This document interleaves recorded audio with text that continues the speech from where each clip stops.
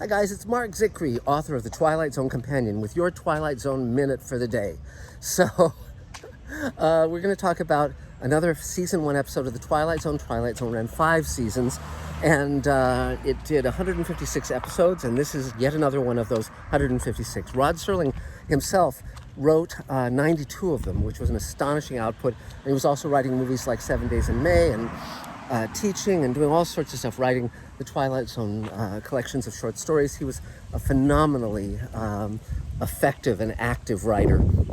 So, the second episode was One for the Angels, and Rod wrote it, and it was about a fast-talking sidewalk pitchman. Back then, you used to have people who would have a little briefcase, and they'd walk down the street, and they'd open up the briefcase, and they'd have legs in it, and it would swing, the legs would swing down, and the briefcase would open to reveal little products like wind-up toys or items that you would need in your everyday life, low-cost items.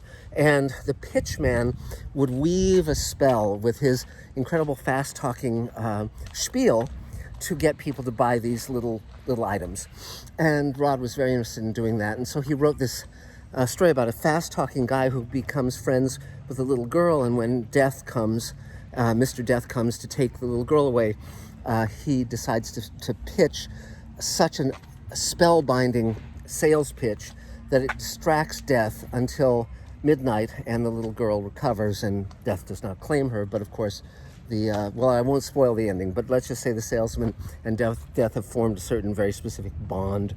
Now, the little girl was played by Dana Dillaway, a very cute little blonde girl who would go on to star in another Twilight Zone episode in which she has a special relationship with an older man called The Fugitive. But she's quite good in both episodes, and this was shot on the back lot of MGM, great back lot. And the fascinating thing was, normally you would pitch an actor for the role of the salesman who had a real fast line of patter, but instead they cast Ed Wynn. Now, Ed Wynn had been a comedian, very famous comedian. He hosted a radio show for many years, and he was also in movies. He was an older guy, but very, very lovable. And Rod had a history with him because when Rod wrote Requiem for a Heavyweight for Playhouse 90, they were going to cast Keenan Wynn as the manager of this washed-up boxer.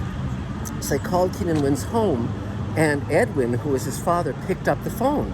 And they were confused. They got him, they thought it was Keenan Wynn. They said, well, we have a role for you on Playhouse 90. Are you available? And he said, of course I am.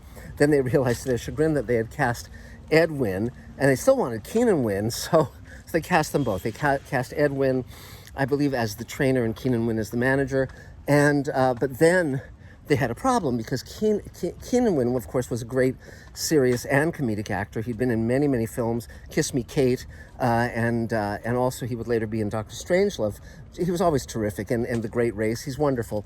But Edwin had acted very, very little, and in fact, his sole dramatic performance had been a monologue that he'd done in a film called The Great Man some time before this, and so with Requiem for a Heavyweight, when they started doing the table read, the rehearsals, he would deliver it like a comedy. Like he would say, well, we're going to go see that boxer now.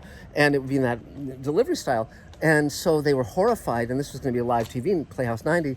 So there was an older actor named Ned Glass, and he played the store proprietor in West Side Story. And they said to Ned Glass, look, just between us and you, you'll be his understudy. And if he can't do the role on the day, you'll step in. So memorize all of his lines. And Ned Glass had a smaller role in the piece, but amazingly, Edwin devoted himself to this and turned in a great performance in Playhouse 90 in Requiem for a Heavyweight. Really a terrific job. And so that started him on a whole new career, playing serious roles as well as comedic roles.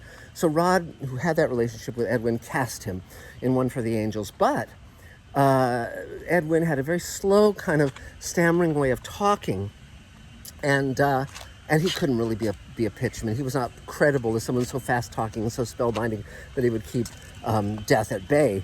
But Rod said, well, but he was so lovable, you just didn't mind. You could let that go.